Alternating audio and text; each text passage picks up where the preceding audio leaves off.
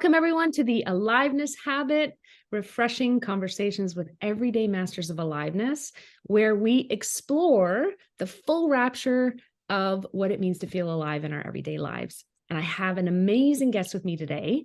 Her name is Ashley Eckermann.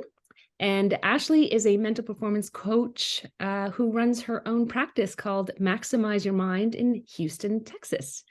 And she teaches athletes how to control their emotions so that they can compete more consistently and more confidently.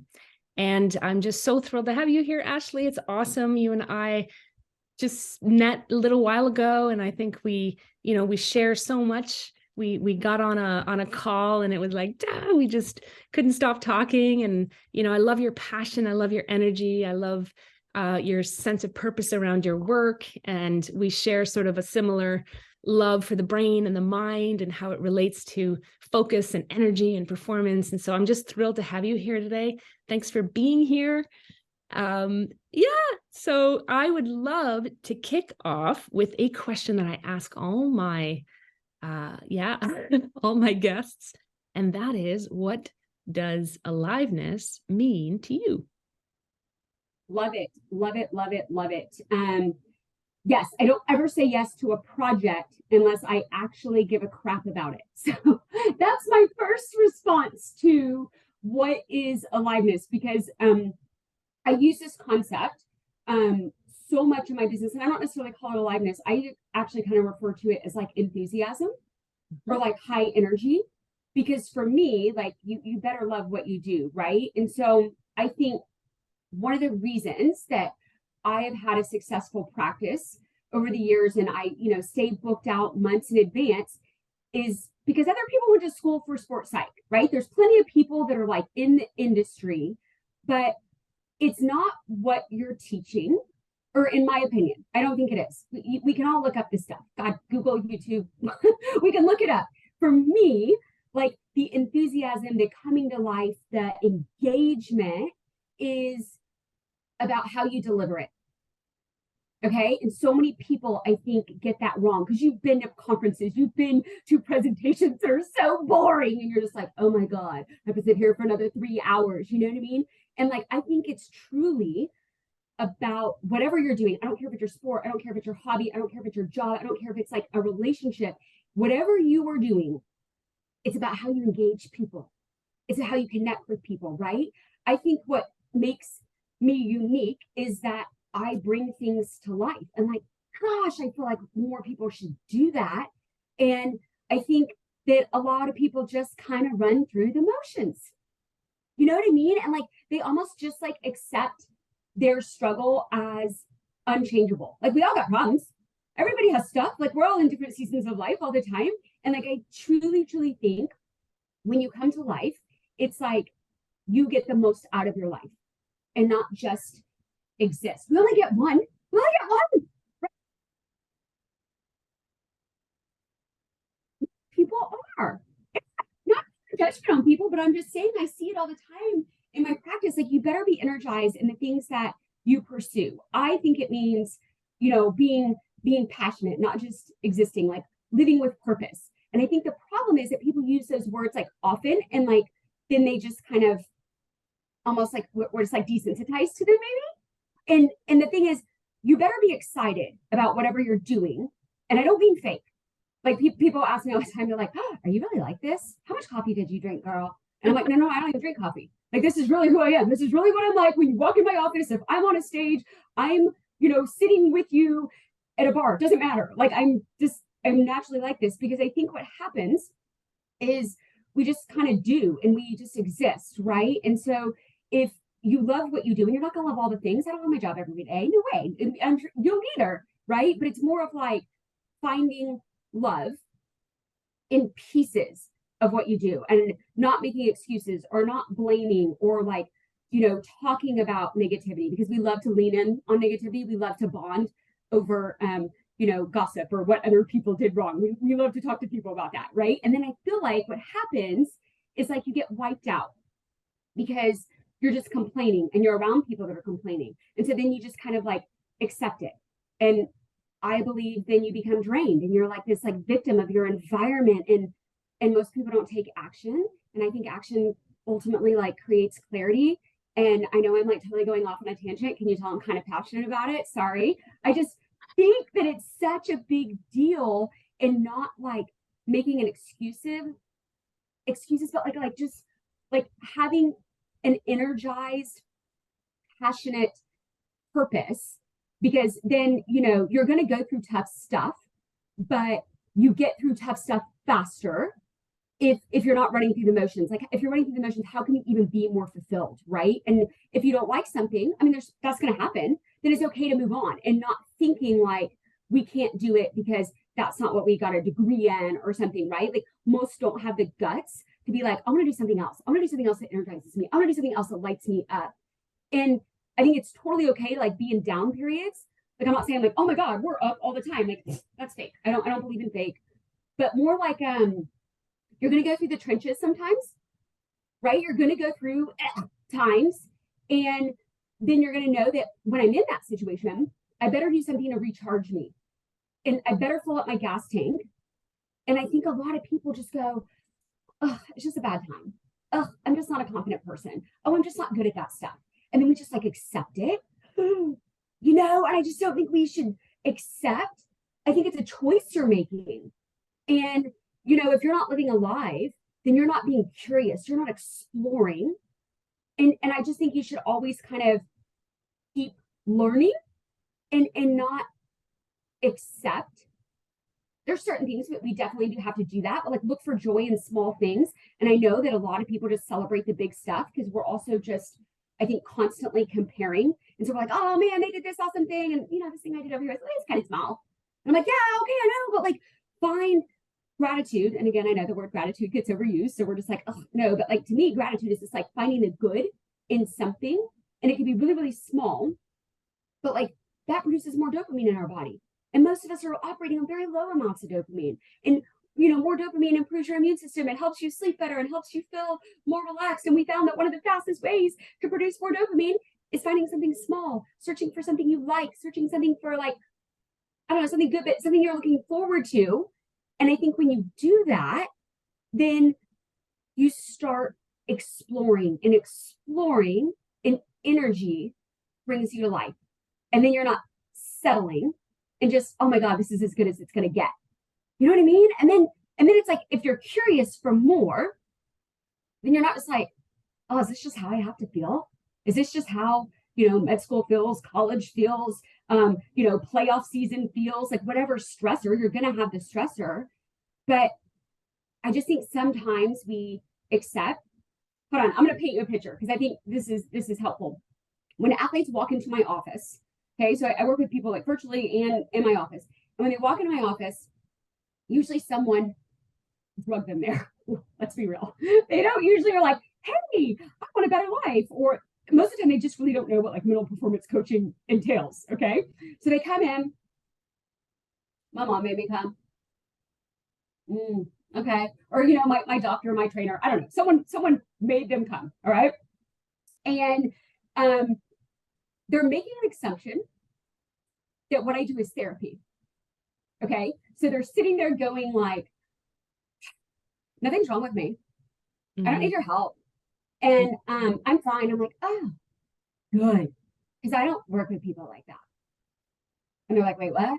Because, you know, we assume we know, and we don't know what we don't know. And so I say, okay, well, here's the deal. I'm not going to fix you. That's not really what I do. I'm like, wait, what? And I say, well, here's the deal. I would hate for you to keep living like you're living. Because like your mom, your doctor, I don't know, whoever sent them, said that you're kind of struggling and that you're stressed and you're overwhelmed, or you're always overthinking, or you're just really frustrated. Oh. And I just want to teach you some strategies to like have energy again, to have fun again. I just want to give you some tools so that you can find purpose. You can love what you do again. That's it. That's all I want. I don't want to fix you. Like if you're cool with that, what do you think? And then it's the body language shifts a little. I don't know, maybe. Okay. All right. Well, I mean, you don't have to come back. Is that because I'll let you off the hook if that's what we're, I think I'm gonna like reel you in and capture you and, held you hostage or something, right? But what I think is key about that is I don't do my job in the sense of like, hey, you've come in and I'm just gonna run through the motions and I'm gonna just mirror whatever you present to me. And I think a lot of people do that because we become whatever we surround ourselves with, right? And so for me, my energy, my ability to build rapport, that connection to like, bring it to life, to be passionate about what I want to teach them, okay, whether they want to learn it or not, has everything to do with creating comfort or just giving them an opportunity to hear something that they weren't expecting. Like you got to create the pattern interrupt. You got to be like, wait, hold on, this isn't what you think it is. And that's okay that you didn't know any better. But I think if I just ran through the motions and I just mirrored them, because I think they kind of tend to teach you that, like in therapy, then you would miss out on an opportunity to help them live better. And they have no idea what they're missing. So I just think like truly being alive in what you do and being excited about it in like your job, your hobby, your sport, whatever, school, you better enjoy it. You better bring it to life.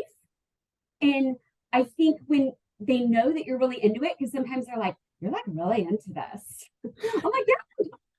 And it's like, oh.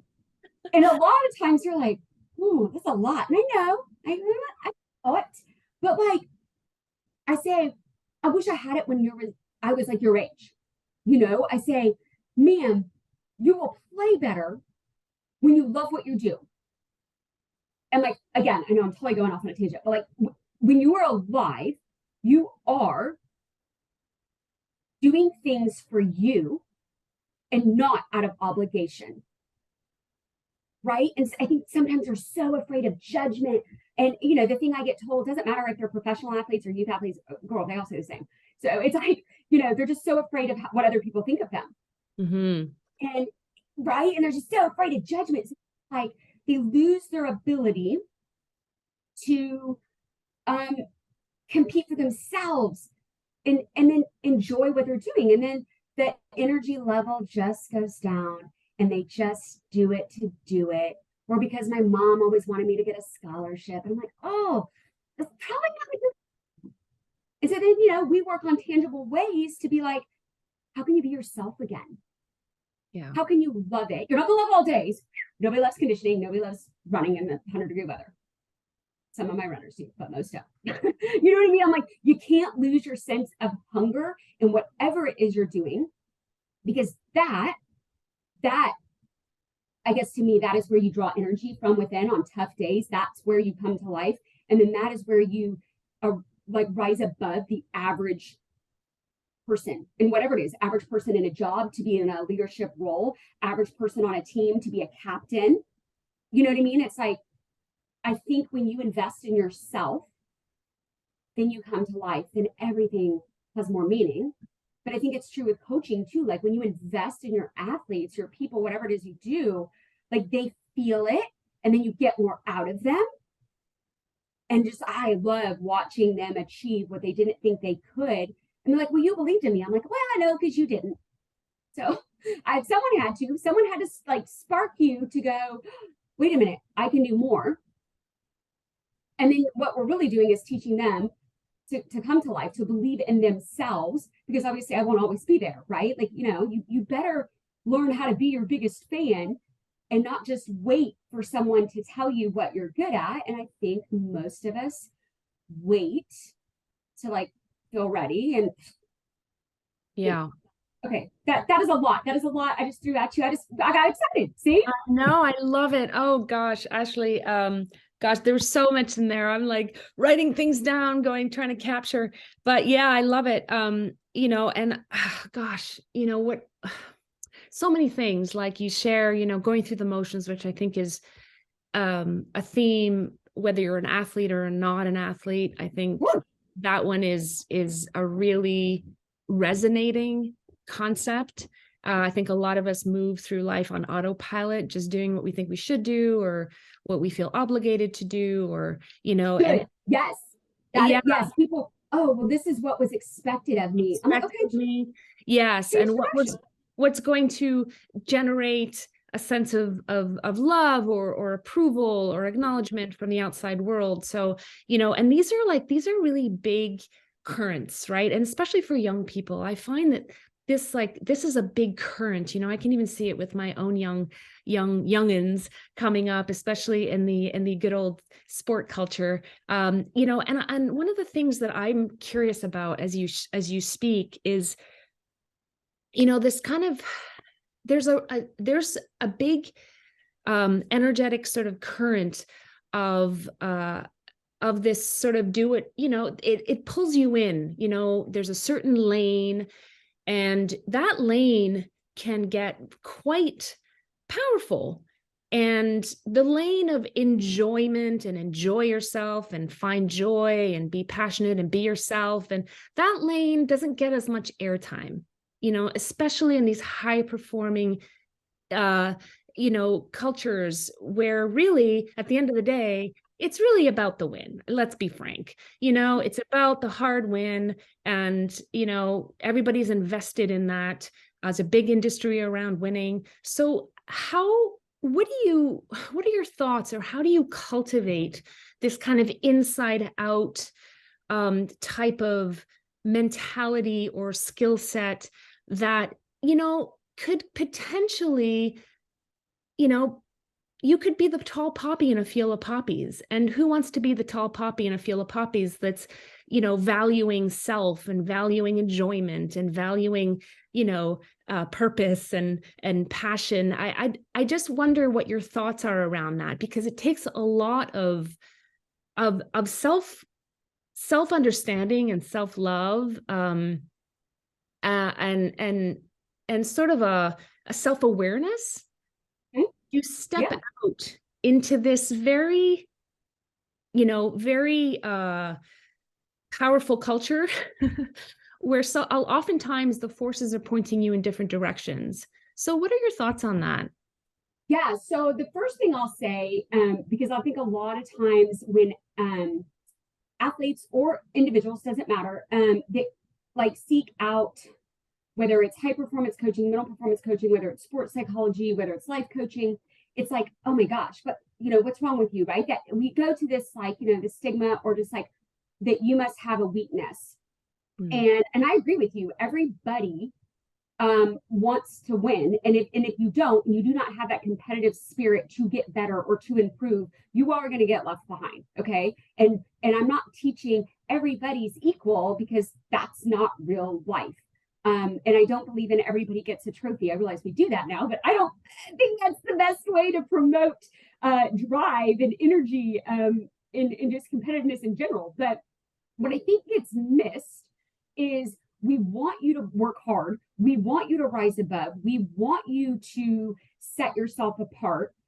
And I think it gets overlapped with pressure of, well, I have to be better, and I don't know if I can be better because they have all these things, and we all have strengths and weaknesses, right? And what I find younger people do is they compare so much their weakness to somebody else's strength. Yes. Right? I'm like, yeah, I know, I get it.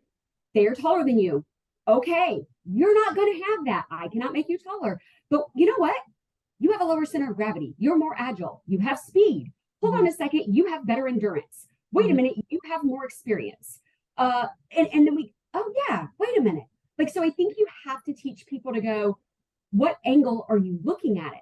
Let's look at what you do well. Yes, you do these other things poorly. Fine. I don't want to be fake. I don't want to be like, but that's okay.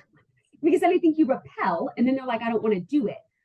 I just think you got to get more innovative and creative in finding what it is that you do well. And we don't talk about finding our own strengths, because I think young people think of it as bragging, and they're just like, oh, I can't say that. And I'm like, well, no, like, you're just saying these are the things that I do well. There's other things you don't do well. Okay. And teaching them how to find that within. And the other thing I'll just kind of throw in there, because it's just popped in, but like, it's okay to have fun. I think we think a lot of times fun is like, oh, that means I don't care. Yes. Oh, that means it's just, It's frivolous. whatever. It's fun. Yeah. It doesn't matter. It doesn't matter so much to me because I don't have that drive and I'm not Right. really serious and I'm And not I think, constantly yeah, striving. Yeah. I I agree. think you can have fun and be competitive, because Yeah. as soon as it's not fun anymore, then you're not doing it for you, right? Then that's when you lose the energy. That's when you lose the life of the Mm, reason you're doing it, yeah. right? And so it has to be fun. And I think the problem that coaches make is coaches will say, in practice, be serious, be focused, be committed. And then when they get to a game or competition, doesn't matter what your sport is, they'll say, okay, no, go out and have fun. And that's like a crazy mixed message for a kid, right? It's like, well, I don't, but hold on, I don't know how to have fun. And I Yeah. think we need to teach how I, to have fun, how to have yeah. your body. It's Yeah. good. I agree. And you know what, Ashley, not just coaches, but I think parents, we do the Mm-hmm, same, right? We're like, okay, mm-hmm, this and that. We go in and we analyze everything and we help our mm-hmm. kids kind of figure, problem solve it all and fix it all. And then game time Yep. comes. Okay, have fun. Mm-hmm. And they're like, And wait, they're hold like, on. what? What? What? Like, And it's an experience and it's great and everything's gonna, and I think that message is a little bit, yeah, disconnected. Like all of a sudden now I'm supposed to have fun, but I haven't been training fun. So I don't yep. actually know how to do that. It hasn't been part of my mental skill training set. Right. So And then that's why they have so much pressure, because they're like, well, I don't want to disappoint this person, and this is what this person yes. expects of me, instead of being like, but here's what fun looks like, Yeah. here's how to do it, and here's why that teaches you more. Because I do think a lot of times people think, sports are like, to go to the next level. I'm like, no, they teach discipline, they teach organization, they teach how to problem solve, they teach you how to interact with people that you don't like. Yes. That's why you play, Yes. you Yes. know? Yeah, no, I hear you. I hear you. So, yeah, so aliveness then, I'm hearing words like enjoyment, fun, passion, engagement, connection, and just this bringing things to life. Like I really love that idea of, bringing things to life and really, you know, connecting from the inside out and really understanding why it is that why it is that you're there, what is important, understanding what you're valuing too about the moment. I think that feels and that's something that with my young kids, I'm starting to really talk about, like, what is it that you're valuing right now most, in this season of your athletic life, like, what are you valuing? And it's okay to shift.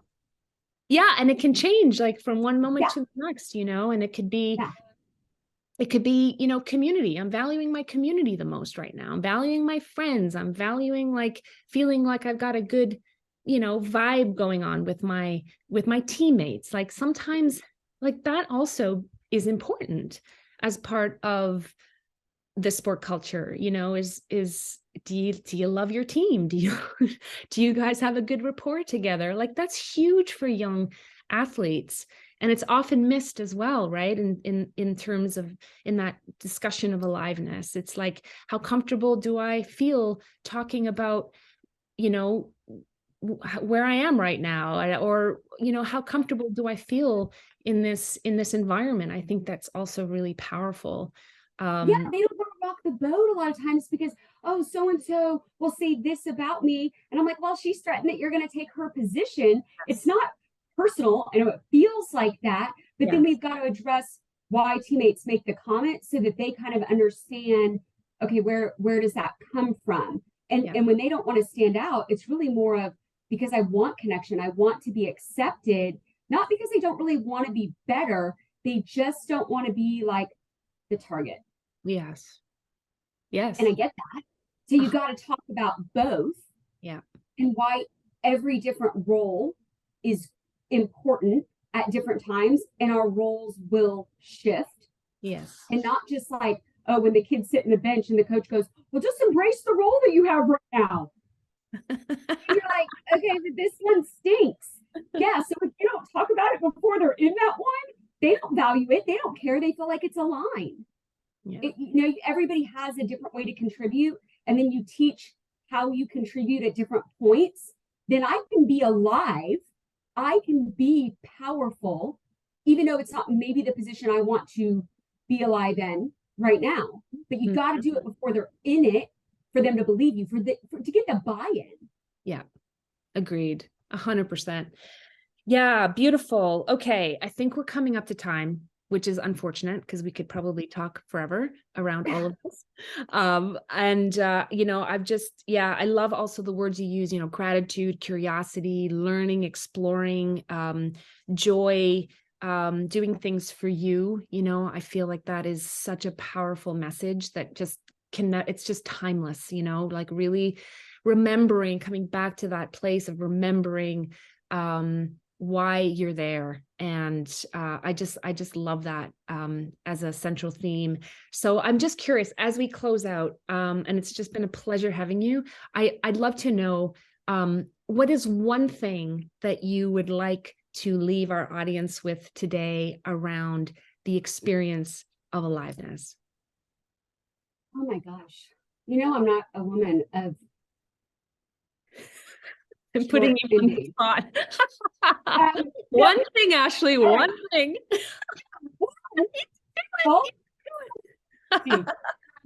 Okay. I'll say this because I think this gets underestimated. Mm-hmm. I think we need to capture what is going well. I think a lot of times we come and seek help when we're in survival mode and something is wrong. And then it's just like, it takes a long time to kind of feel like what we want because we're starting so low. And it's okay to be proactive and be like, wait, this can be better. I can feel better.